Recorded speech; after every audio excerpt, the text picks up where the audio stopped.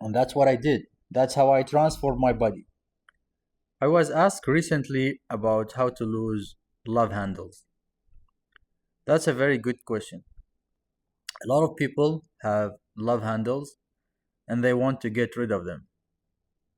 So we have to understand that fat loss is a systemic event. It's a systemic process. What does that mean? Systemic process means it's mediated by hormones. So there are multiple hormones that are responsible for fat loss. Hormones such as growth hormone, hormone sensitive lipase, and there are multiple other hormones.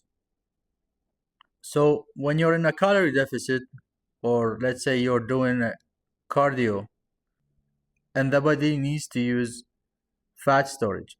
So what the body does is release hormones in the bloodstream to help use fat as energy. And this process, unfortunately, is systemic. We cannot control a specific area to use the fat from. Like I said, it's a systemic process. So how do we get rid of love handles and belly fat?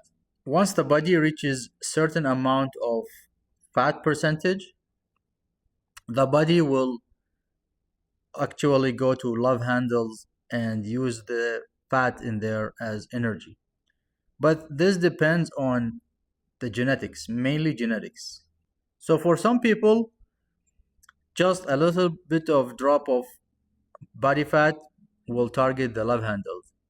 Other people will need to go a little bit leaner to target the love handle.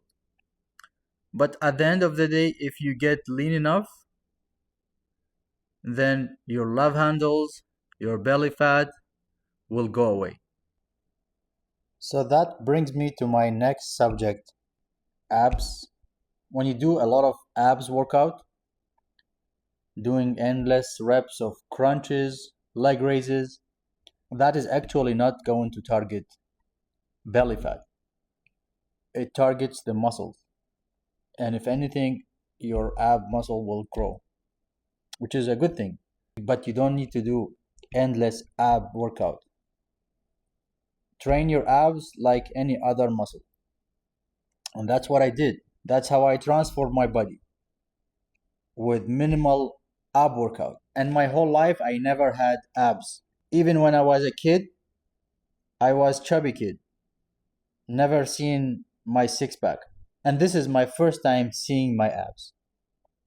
So if you want to do endless reps, go ahead and do it. But you don't need to.